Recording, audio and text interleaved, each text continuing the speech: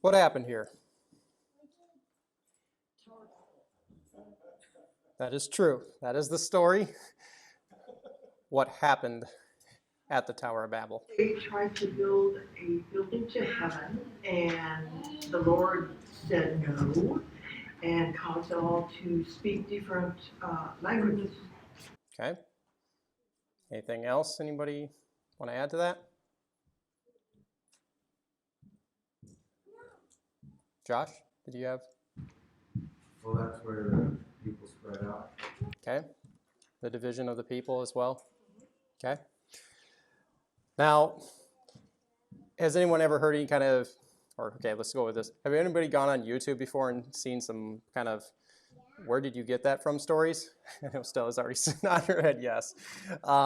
There's quite a few out there that are like, where did you get that from? And quite honestly, it's because when my experience, maybe this is yours as well, is that when you get taught this story, is that it ends right there, and then you just kind of move on with your Sunday school lessons, starting with Abraham and so on and so forth. And you'd never really hear about Babel ever again in any sermon or anything like that, unless you're really covering Genesis 11.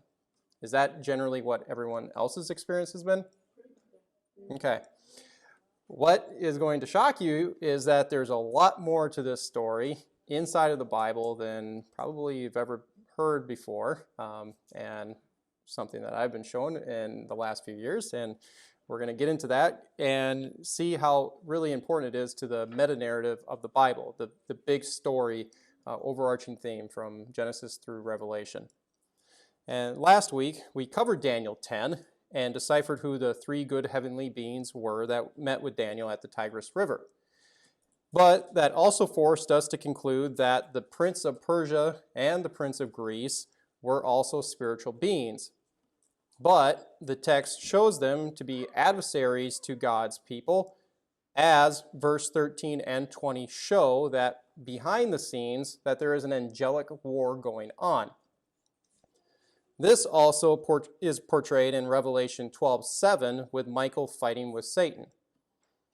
All of this then begged the question of why were these spiritual beings described as having authority as princes over those given territories? To answer this question is that we do need to go back to the Tower of Babel story, but in doing so is that it will also provide us with the backdrop to Paul's statements about the evil spiritual beings working in the world, like in Ephesians 6:12. And all of this will provide us with a better understanding of Satan's angelic army that is fighting in Revelation 12:7. So let's dive right into Babel and see what all went on there. Genesis 11:1 through 9. Now the whole earth had a common language and a common vocabulary. When the people moved eastward, they found a plain in Shinar and settled there. Then they said to one another, "Come, let's make bricks and bake them thoroughly." They had brick instead of stone and tar instead of mortar. Then they said, "Come, let's build ourselves a city and a tower with its top in the heavens, so that we may make a name for ourselves. Otherwise, we will be scattered across the face of the entire earth." But the Lord came down to see the city and the tower that the people had started building. And the Lord said, "If as one people, all sharing a common language, they have begun to do this, then nothing they plan to do will be beyond them. Come, let us go down and confuse their language so they won't be able to understand each other." So the Lord scattered them from there across the face of the entire earth, and they stopped building the city. That is why its name was called Babel, because there the Lord confused the language of the entire world, and from there the Lord scattered them across the face of the entire earth. The main thing that is going on here is that they are rebelling against Yahweh and his Edenic charge of spreading out across the world and populating with more of his image bearers. And once again, humanity is rejecting his charge and saying to him that we're going to go our own route and in a total act of defiance. But to prevent humanity from going beyond the point of no return, like with the pre-flood world, is that the Lord confused their languages and forced them to scatter. Now, we know a little bit more about this story in the prior chapter, chapter 10 there, if you can't see it. Yes, this is one of those so-called boring genealogy chapters, but I'll demonstrate that Moses wasn't simply filling up the pages here. In each line of Noah's 3 sons is that it says that their lines had their languages and multiple nations were formed from their lines. The final verse in chapter 10 reiterates the division of the nations. This is in reference to the Tower of Babel, when their common language got confused into multiple languages and the Lord scattering them across the entire earth. The other thing that you can gather from chapter 10 is that when you count the number of nations in each line, is that their grand total is 70. And let me say up front that that is not a coincidence. Now, after the scattering of the nations, what is the Lord recorded doing next? That's right, the call of Abram, where God told Abram that a great nation will come from his descendants. Essentially, this is going to be Yahweh's nation that he now rules over, whereas the other 70 nations were disinherited by the Lord for their rebellion. Now, I said that the number 70 wasn't a coincidence because in Genesis 46, God tells Jacob to take the whole family down to Egypt and that there he will make them a great nation. The fact that Jacob's caravan was 70 comes in stark contrast to Babel's 70 and is direct mentioning by Moses would have fallen on deaf ears to his readers. They would know that this was God taking his 70 people down into the most powerful nation of the 70 Gentile nations. But at this point, you're probably like, yeah, I remember all that. So where does this exactly tie into Daniel 10? Well, back in 11:7, the Lord said, "Come, let us go down." Who is the us? It's the Lord's heavenly host. Now, are they the watchers from Daniel 4 that we saw last week? Yeah, I can't say for sure right now. But why this verse is important is because the division of the nations actually gets brought up by Moses again, but not in Genesis, but in Deuteronomy. Deuteronomy 32, 7 through 9. Remember the days of old. Consider the years of many generations. Ask thy father, and he will show thee. Ask thy elders, and they will tell thee. When the Most High divided to the nations their inheritance, when God separated the sons of Adam, he set the bounds of the people according to the number of the sons of Israel. For the Lord's portion is his people. Jacob is the lot of his inheritance. It's clear that Moses was referring to the divisions of the nations of Babel, and even said, according to the number of the sons of Israel, which was 70. There's only one giant problem with that statement. Israel did not exist at the time of Babel. There's at least 200 years between those two events. So, God couldn't have decided to divide the nations up by 70 because Jacob didn't exist at that time. But what I'm really getting at here is that this is not the correct wording of Deuteronomy 32:8. In both the ESV and Berean Study Bible is that they will say, according to the number of the sons of God. The NET Bible and the New Living Version clarify this by making it more explicit in that it is referring to angelic beings by saying the heavenly assembly and court, like we saw with the watchers in Daniel 4 judging Nebuchadnezzar. The phrase, the sons of God, first appeared in Genesis 6 when these heavenly beings co-mingled with the daughters of men that led to the Nephilim, the offspring, i.e. the giants. A lot of church denominations today still try to avoid the supernatural reading, but 2 Peter 2:4, or 2 Peter 2:4, yes, directly refers to the angel's sin prior to the flood, and the same is seen in Jude 6 and 7, where the angels are described leaving their spiritual realm and tagged by Jude with the Sodom and Gomorrah's sexual sin. But a note needs to be made is that these pre-flood sons of God were cast into hell when the flood occurred.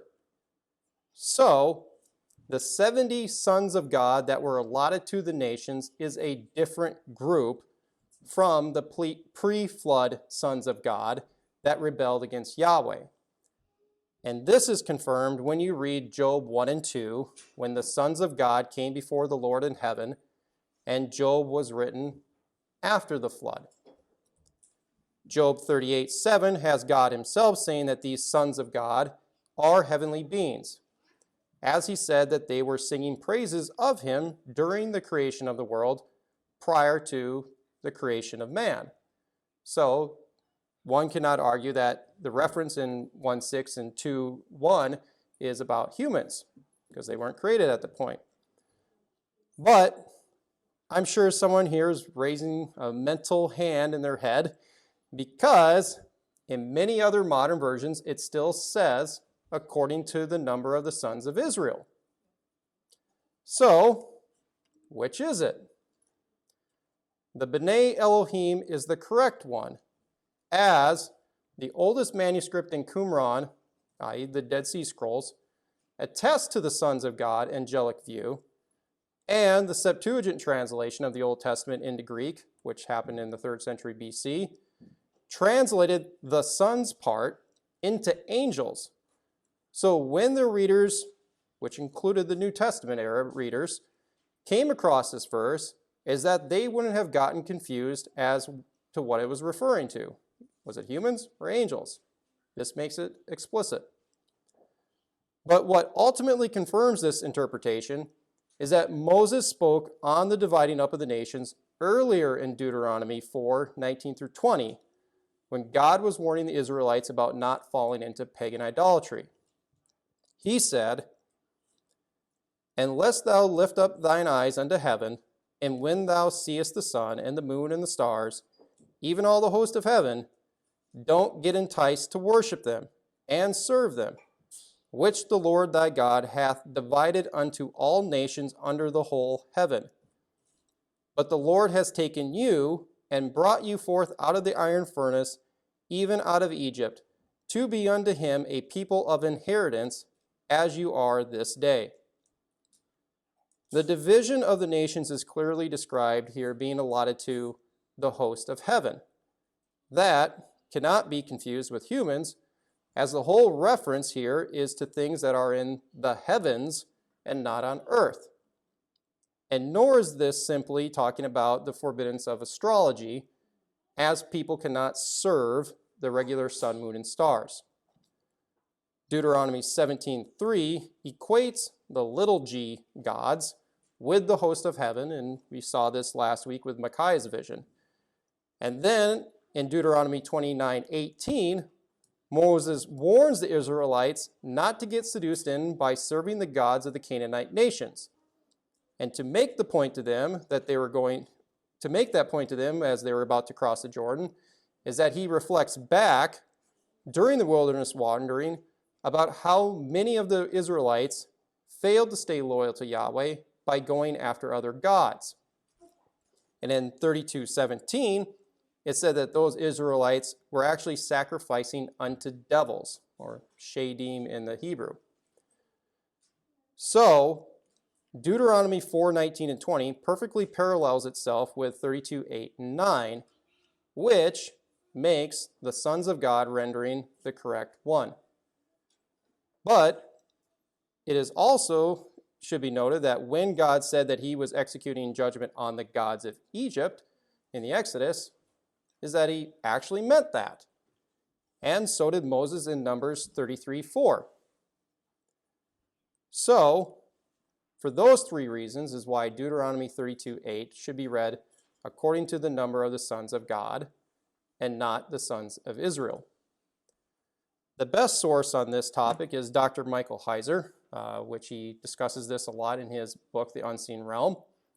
I highly recommend it, as it has greatly helped me in my understanding of the supernatural world of the Bible. You could also search for his free paper online, where he put this into an academic journal, not medical, and he shows quite clearly, for the same reasons and more, why the Sons of God view is the correct one. Now, this supernatural reading makes even more sense, though, when you read verse 9 again. But Yahweh's portion is his people. Jacob is his allotted heritage. So, God disinherited the nations at Babel and gave them over to be ruled by 70 spiritual beings. But that didn't mean that he was done with humanity altogether, as his plan for redeeming them back started with Abraham and making him a great nation and people. But now I'm sure the next question in your head might be is, were these sons of God evil from the very beginning when he put them over the nations? No. Somewhere between Babel and Abraham, they too rebelled and became corrupt, which is why the rest of the Old Testament's main theme from Genesis 12 and on can be seen as turf wars between Yahweh and the gods and the nation of Israel versus the Gentile nations. A couple of sidebars here is that I'm sure some of you probably have thought about before is, when did the Babel incident actually take place? And how do you reconcile this worldview with Michael being called Israel's prince? So let's take a couple detours here. First, with the dating of Babel, is that in Genesis 10:25 is that it says, in the days of Peleg, that the earth was divided. This interruption in the text is deliberate by Moses and should be seen as referring to when the Babel incident occurred, and not to say that, the plates separating from themselves, as the earth flows right from chapter 10 into 11's opening verse, that the whole earth, Eretz, was referring to all of humanity having one common language. This is solidified in Psalm 55 when David asked God to divide, Peleg, his enemies' tongues, or their languages. So, if you were constructing a timeline off of the genealogies, is that this is what you would have with Peleg at number 15 from Adam. I am roughly going to place Babel here on the timeline, as chapter 10 went one more generation past Peleg, with his brother Joktan's sons being listed. This would make the Babel story over 250 years before Abram's call, which is definitely enough time for the world to fall into deep paganism, which is very apparent in the text when you start reading in the stories of Abraham, Isaac, and Jacob. But to all the naysayers out there that say that, Babel is, just a fictional story, is that I would ask them, why do we find a mammoth ziggurat in Ur, near Babylon, remember where Abraham was called out of, Ur, at the time of Abraham, and many more of them found all over the world? Also, why do all other ancient Near Eastern cultures attest to a time when the world had one common language, and at some point that the gods went down and confused their languages, including a statement by Plato? Now, in regards to Michael, is that the question that would eventually come up in somebody's head is that, well, how do you go from Yahweh being over Israel to Michael being called Israel's prince in Daniel 10:21? Well, the fact that we now have this worldview and properly understood is that this designation makes even more sense, because just like at Babel, the people of Israel eventually rebelled and started to follow pagan gods as too. Historically, we know that the kingdom split after Solomon's death. Then, in 722, northern Israel was taken captive and scattered throughout the nations by the Assyrian Empire. Why? because of all their idolatry.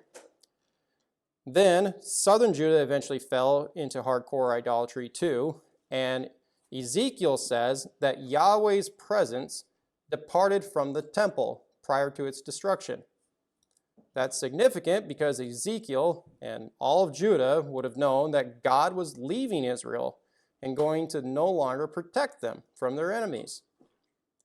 So I would say that when the temple was destroyed in 586, is that God did the same thing with the nation of Israel as that he did with the nations at Babel by putting over them a heavenly being as their prince. And in this case, it was Michael who became Israel's prince or guardian. The difference here is that Michael stayed loyal to Yahweh, whereas the other ones didn't. Now, here's a little sidebar question to the sidebar. Did or has the glory of God ever returned back to Israel? The answer is yes, as the Word became flesh in John 1:14. And also we see in Hebrews 1:3, Jesus called the radiance of the Father's glory. A really neat example of Jesus being called the glory of God is with Stephen in Acts 7:2, because he says that the God of glory appeared to Abraham in physical form while he was in Mesopotamia. And we know that Stephen was eventually stoned to death for basically calling Jesus what? God. This transitions us back nicely to how the gods became corrupt and God's plan for redeeming the nations, because their corruption can be found in Psalm 82's 8 verses. A psalm of Asaph. God stands in the congregation of the mighty. He judges among the gods. And now God's going to start talking to him. How long will you judge unjustly and accept the persons of the wicked? Defend the poor and the fatherless. Do justice to the afflicted and needy. Deliver the poor and the needy. Rid them out of the hand of the wicked. They know not, neither will they understand. They walk on in darkness. All the foundations of the earth are out of course. I have said, you are gods, and all of you are sons of the Most High. But you shall die like men, and fall like the one of the princes. Arise, O God, judge the earth, for thou shalt inherit all nations. In verse 1, we see God is having a meeting with his divine assembly in heaven. If you were to skip over to Psalm 89, is that you would see the same type of language in verses 5 through 8 that clearly put the assembly of the heavenly saints in heaven, which corresponds really well with the watchers that we read about in Daniel 4. The difference with Daniel 4's angelic host and Psalm 82's group is that they went corrupt, whereas Daniel 4's still remained loyal to God.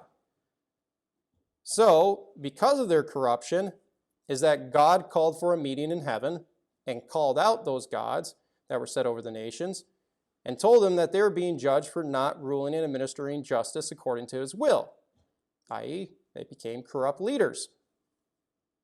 And as they became more corrupt, the gods eventually started accepting worship and sacrifices from people that rose all the way to the point where people were even sacrificing their babies on brazen altars, like to the Canaanite god Molech. The Canaanites were so far God that by the point of Joshua's conquest that they deserved God's judgment and deserved to be completely wiped out. So, because of their rebellion, is that God pronounces judgment on them by saying that they are going to die like men. Now, if I was to go up to any person and say, you're going to die like a guy, you'd be like, well, yeah, I'm a human. I know I'm going to die. But you say that in this context, you can see it's like, oh, they're getting referred differently here. They're going to die like men. That means that they're not regular men. So, in this statement is that you have God not just pronouncing judgment on them, but that he is also declaring war on them because he knows that they're not going to go down without a fight. And that is the backdrop of the sons of God being stationed over the nations at Babel and later becoming corrupt, to where we see 2 of those 70 being referenced in Daniel 10:20 as still having authority over Persia and Greece. And this worldview extends all the way to Paul's statements about how we are at war against the evil spiritual beings and not flesh and blood, and that one day we're going to judge angels like in 1 Corinthians 6:2. Josh. How do we get that he's talking in Psalm 82 to the gods when Jesus references it in John 8, 34, like saying... When he's chewing out the Pharisees, that's about an hour and a half of a discussion right there. Yeah. So that would be, I can direct you to one on that. Heiser does tackle that, and it's one that it gets manipulated a lot. If on the Mormon side, they'll point to it and say, see, look, we're all going to become little gods. We're going to become little Elohims. They'll use that, and it's, again, I would say a bad interpretation. Heiser will quite clearly show that it's Jesus is doubling down on his deity nature in that context. When understood, why would that specifically tick them off when he made that reference? Because the next thing he says that I and the Father are one. That's how he concludes it, and he started with that. And so he was basically saying, yeah, I was the guy chewing them out. That's the short version of that. But I know where you're going with that. Yep, sorry. But their judgment of death wasn't the only thing that God said that was going to happen. He also said that he was going to take all the Gentile nations back and put them under his authority once again. And this worldview adds to our understanding of other messianic verses like in Isaiah 49:6, where God's servant is said to be a light unto the Gentiles and calling them out of darkness. And in Psalm 2, where God's anointed king and son would receive the Gentiles as an inheritance, which all perfectly connects into Daniel 7 that we covered last couple weeks, with verse 14 saying that all people, nations, and languages will serve the Son of Man in God's everlasting kingdom. So, God's war on the gods started back with his calling of Abraham to make him a great nation. But remember that he also told Abram that all families of the earth will be blessed in his seed, which Paul picks up in Galatians 3:14, saying that the blessing of Abraham might come unto the Gentiles through Jesus Christ, that we might receive the promise of the Spirit through faith. Now to Abraham and his seed were the promises made, but he said not, and to seeds, as of many, but as of one, and to thy seed, which is Christ. Paul's statement about the promise of receiving the Spirit should immediately remind us of what event? Pentecost, which is coming up here shortly. When the apostles were filled with the Holy Spirit and they began to speak in numerous languages. And outside of the building there is that we are told that the people from every nation under heaven witnessed and heard the apostles speaking in all of their own languages. And then in verses 9 through 11, we are given a list of all those languages and peoples that were there that day. These were directly listed by Luke to remind the reader of the table of nations in Genesis 10. And then in verse 12, the witnesses there ask, what does this mean? What it means is that God's plan to reclaim the nations and reverse the effects of Babel is now in full mode with the coming of the Spirit. And we see that the Lord was gearing up the disciples for this very task as he sent out the 70 earlier in Luke, and they reported back that even the devils were subject to them under his name. This adds more meaning now to why Paul is referred to as the apostle unto the Gentiles. And that this process, or you could say really mission, has continued on and will continue on until the end of the age with Christ's return, where in Revelation 18:2, we see that Babylon has finally fallen and that her control over the nations has been completely done away with. But before that eschatological judgment is that God keeps begging for humanity to come out of her to avoid being punished with her at that final judgment.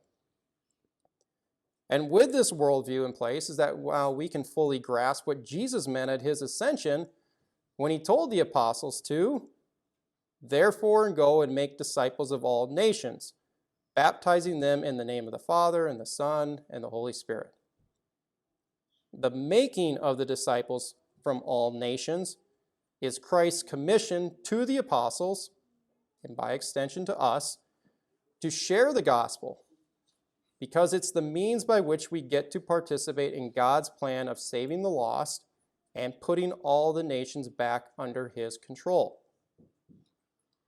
Now, I know that's probably a lot to digest. We just went from the beginning to the end to the middle to that, but that is the 30,000-foot view. And if you think about, we're in Revelation. It's easy to remember the last few chapters.